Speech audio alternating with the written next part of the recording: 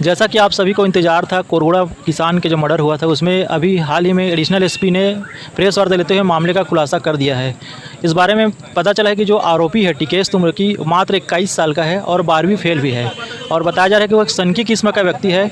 गाँव में इसके पहले भी एक महिला पर उसने हँसिया से वार किया था। हालाँकि इस पुराने मामले में कोई एफआईआर आज तक नहीं हुआ है। गाँव में ही मामला दबा दिया जाता था। लेकिन गाँव धीरे धीरे उस जो लड़का है उसकी प्रवृत्ति जो है बढ़ती जा रही थी और ये भी बताया जाता है कि वह रोज़ हँसिया लेकर घूमता रहता था।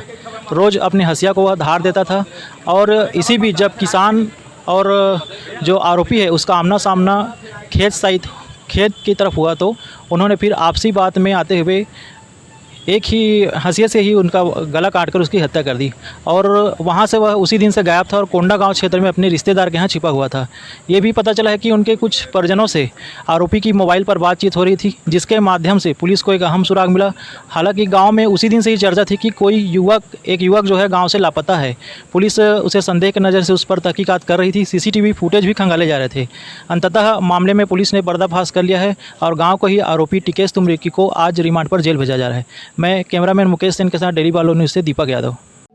भारत लाल देवांगन कोरगुड़ा गांव का निवासी है। उसने आके यहाँ रिपोर्ट दर्ज कराई थी कि उसके पिताजी की किसी ने खेत में हत्या कर दी है। इस सूचना पर जो है घटनास्थल पुलिस गई थी। पुलिस अधीक्षक बालोद भी गए थे, मैं भी गया था, हमारी पूरी टीम गई थी, सीएसपी साहब, टीआई साहब, साइबर वाले सब। तो उस समय तक ये चीज़ का पता नहीं था कि इसकी घटना कैसे हुई है करके, किसी को भी नहीं पता था। घटनास्थल निरीक्षण और जो भी वैज्ञानिक साक्ष्य वहाँ मिल सकती थी वो एफएसएल का उपयोग करके ये पता लगाया गया कि वास्तव में घटना कैसे घटित हुई होगी। तब ये पता चला कि गांव का एक लड़का जो है, जो सनकी टाइप का है, वो गायब है और जो घटनास्थल पे जो डेड बॉडी है उसके 2 टुकड़े हो चुके थे। गर्दन उसकी कटी हुई थी और धड़ उसका उसी के पास में ही था साथ में। तो इससे ये अनुमान लगाया गया कि कोई धारदार हथियार से जो एकदम तेज़ी से वार करके उसको किया होगा। उसी संभावना पे वहाँ पर आसपास पता किया, उस समय नहीं पता चला। लेकिन ये लड़के का जब ये पता चला कि एक सनकी लड़का है जो पहले गांव में भी ऐसी घटना कर चुका है, गांव में भी लोगों को किसी हथियार से वो मारा है ऐसा करके, और उसका पिताजी भी जो है परेशान रहता है। तब फिर उसकी पतासाजी साइबर टीम और हमारी पूरी टीम थी एसडीओपी साहब के उसमें और टीआई साहब भी, तो पता लगा कि वो बस्तर साइड भग गया है। तो उसका फिर लगातार उसका पता लगाते रहे। इस बीच ये एक महत्वपूर्ण बात पता चली कि वो लड़का ऐसे 12वीं फेल है, लेकिन वो अपने पिताजी से लगातार संपर्क में था। तो पिताजी, उस लड़के के पास कोई मोबाइल नहीं था, लेकिन वो अपने पिताजी को किसी के मोबाइल से बात कर रहा था और उसका पिताजी ठीक से बात नहीं बता रहा था कि ऐसे क्या लड़का उसका क्यों गया है, कहाँ है करके। तो बस उस शक के आधार पर जो है उसका लगातार पीछा किए, तो कोंडा गांव में वो लड़का पकड़ा गया। जब वो पकड़ा गया तो फिर उससे पूछताछ हुई, पूछताछ के यहाँ पर लेके आए, घटनास्थल पे जाके सीन रिक्रिएट किए।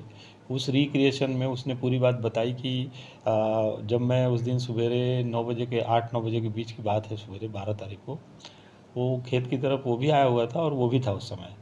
तो वो जो फगुआ राम देवांगन है उसने उसको गाली दिया। उस गाली पर से जो है उसको लड़का, वो हँसिया रखा हुआ था साथ में, क्योंकि वो इसी तरीके का आचरण करता है, पहले भी ऐसे हथियार लेके कुछ ना कुछ घूमता रहता है। तो उसने उसी हँसिया से उसको मारा।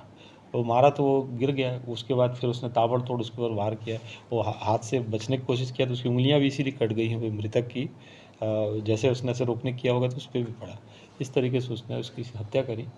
हत्या करने के बाद में फिर कुछ देर तक वो वहीं रहा और उसी हथियार को लेके उधर उसने जंगल साइड में कहीं पर फेंक दिया था और फिर भाग गया। वो वही कपड़े पहना हुआ था, उन्हीं कपड़ों पे वो पकड़ा गया। वो हथियार फिर उसने बरामद कराया, ये बताया। तो हथियार पे भी ब्लड लगा हुआ है और उसके कपड़ों पे भी खून के निशान जो है वो मौजूद हैं, जिनका परीक्षण अभी हम कराएंगे और उसकी इसी आधार पे उसकी गिरफ्तारी की गई है और आगे अभी प्रकरण में और विवेचना की जा रही है। तो छोटी छोटी बात पे ऐसी उकसावे में आके ना किसी के साथ में भी मारपीट की घटना कर देता है।